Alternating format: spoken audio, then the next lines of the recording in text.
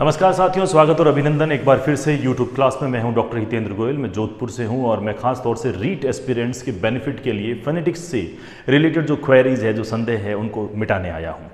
बिल्कुल आप 5-10 मिनट की वीडियोस लगातार जब तक एग्जाम नहीं होते हैं आपको मिलते रहेंगे। खासतौर से हम पार्ट 2 में आपका स्वागत करते हैं दोस्तों। बेसिकली आप देखेंगे, आप ये पाएंगे कि पार्ट 2 के अंदर हम वोवल साउंड्स पे बात करेंगे। किस पे? स्वर ध्वनियों पर बात करेंगे। अंग्रेजी के अंदर जो ये 44 फोनेटिक सिंबल्स हैं, इनको हम IPA कहते हैं। और लास्ट क्लास में मैंने इसकी आपको क्या बताई थी? मैंने आपको इसकी फुल फॉर्म बताई थी, इंटरनेशनल फोनेटिक एसोसिएशन। एसोसिएशन के अलावा इनको हम एग्जाम्पल में ऐसा भी लिख सकते हैं कि ये इंटरनेशनल फोनेटिक अल्फाबेट है। राइट, 19th सेंचुरी ऑनवर्ड्स अंग्रेजों ने इस प्रकार की लैंग्वेज के उच्चारण के अक्षर बना दिए थे, जिन्हें हम इन IPA के सारे सिंबल्स को प्रतीकों के रूप में देखेंगे। टोटल प्रतीक कितने होते हैं? 44। और 44 में से 20 तो है स्वर और 24 क्या है दोस्तों? 24 है कॉन्सोनेंट। कॉन्सोनेंट का मतलब होता है व्यंजन ध्वनियाँ। इन 20 में से 12 सिंगल मोनोथोंग है और 8 डिफ्थोंग। इस पे हमने बात करी। आज हम इन 12 में से 5 लॉन्ग वोवल साउंड्स पे बात करेंगे और किस प्रकार से सवाल बनते हैं एग्जाम में, इसके ऊपर भी गौर करेंगे। देखिए दोस्तों, जो लॉन्ग वोवल साउंड्स हैं वो खास तौर से IPA के सिंबल्स में मैक्सिमम कितने हैं? 5 हैं। All right. और शॉर्ट कितने हैं? ऑल राइट, शॉर्ट है 7। 7 और 5 मिलके 12 हो जाते हैं। ये सिंगल मोनोथोंग्स हैं। मोनोथोंग्स में लॉन्ग वोवल साउंड के अंदर आप देखेंगे, हम हिंदी में सिर्फ जानकारी के लिए लिख रहे हैं ई, बड़ा ऊ, आ, अ और औ।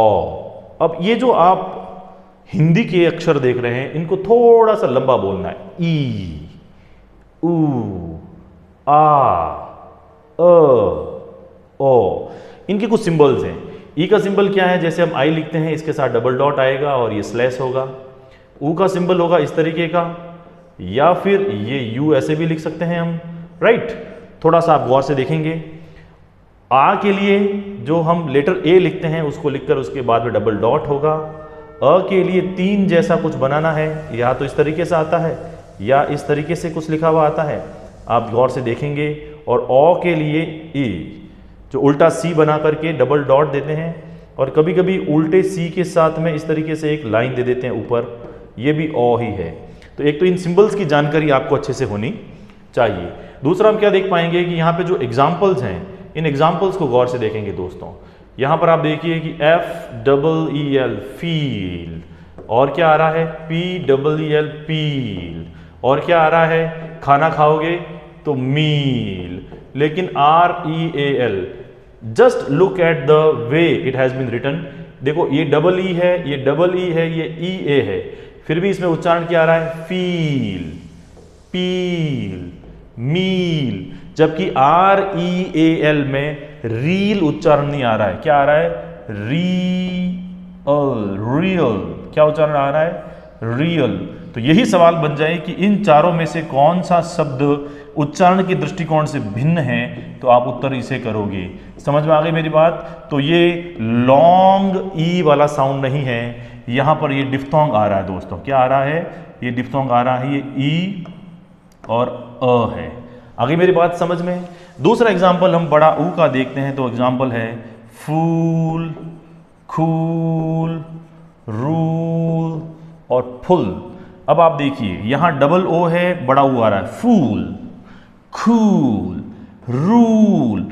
यू और डबल ओ होने के बावजूद इन तीनों में सेम साउंड है, जबकि यहां पे यू है और इसका उच्चारण ओनली क्या आ रहा है? फुल। तो ये छोटा ऊ आ रहा है। तो यहां पर ये मिस्टेक है उच्चारण की दृष्टिकोण से। ओनली ये 3 एग्जाम्पल इसके एग्जाम्पल्स हैं जो बड़े ऊ को इनकॉर्पोरेट करते हैं। आ का एग्जाम्पल देखिए दोस्तों, CART खार्ट, CHART chart, HEART heart. Long sound है, हार्ट, कार्ट, चार्ट। इसी तरीके से अ को देखिए, BIRD, इसका साउंड क्या आएगा? आई का साउंड क्या आ रहा है यहाँ पे? बर्ड। इसी तरीके से आता है MIRTH, मथ। दही को अंग्रेजी में कहते हैं CURD, curd. Do you get it? और इसी तरीके से ऑ के जो एग्जाम्पल है उसके अंदर देखिए, हम देखिए क्या लिख रहे हैं, ऑल। ऑल नहीं है, ऑल। FOUR, for. फॉर नहीं है, फॉर। तो ये जो अंडरलाइन किए हुए लेटर्स हैं इनके अंदर ध्वनियां इस प्रकार की आती है। ये ई, ये बड़ा ऊ, ये आ, ओ, ये 5 लॉन्ग साउंड हैं, स्वर ध्वनियां हैं। इनसे रिलेटेड बहुत अच्छे एग्जाम्पल्स बनते हैं, बहुत अच्छे सवाल आते हैं। मैं आपको एक सवाल देता हूं दोस्तों, थोड़ा गौर से देखिएगा। मैंने यहाँ लिख दिया FARM, एक लिख दिया मैंने CAT, एक मैंने आपके सामने लिख दिया है PEN, और एक मैंने लिख दिया है आपके सामने BIRD। इन चारों में से किसके अंदर ये वाली ध्वनि है? तो पहले तो आप अपने मस्तिष्क का उपयोग करते हुए ध्यान देंगे कि ये आ ध्वनि है और इसको थोड़ा सा लॉन्ग करना है। फिर मैं सारे उच्चारण करूंगा। बर्ड, तो इसके अंदर तो आ रहा है लॉन्ग बर्ड। इसके अंदर ओनली क्या आ रहा है? पेन। ई आ रहा है, ओनली ई आ रहा है, जो ए की ध्वनि होती है, पेन। ये आ रहा है खे, ए साउंड आ रहा है, खे। ये वाला साउंड सिंबल है, इसका उच्चारण होता है ए। जबकि यहाँ पे देखो फार्म, या साफ साफ आ की ध्वनि आ रही है और थोड़ा लॉन्ग बोल रहा हूँ मैं, फार्म। तो उत्तर क्या करूँगा मैं? 1 2 3 4 में से ऑप्शन नंबर 1 को आंसर करूँगा।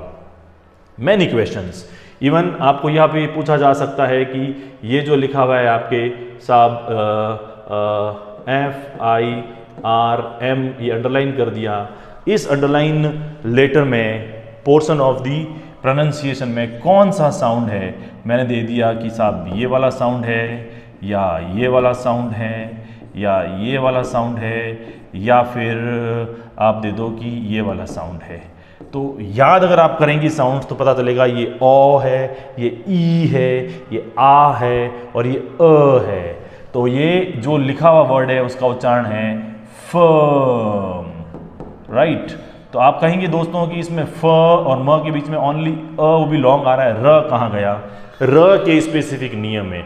र की ध्वनि अंग्रेजी के उच्चारण में कब कब प्रयोग में आती है, इसके बारे में बाद में अलग से वीडियो बनाकर करूंगा। तो आज की इस वीडियो में हमने क्या सीखा? हमने 5 वाउल साउंड सीखे हैं जो थोड़े लॉन्ग हैं, जिनके ऊपर आप देखिए आ, आप गौर से देखेंगे तो ये है आ थोड़ा लॉन्ग, ये ई थोड़ा लॉन्ग, ये ऊ थोड़ा लॉन्ग, ये अ थोड़ा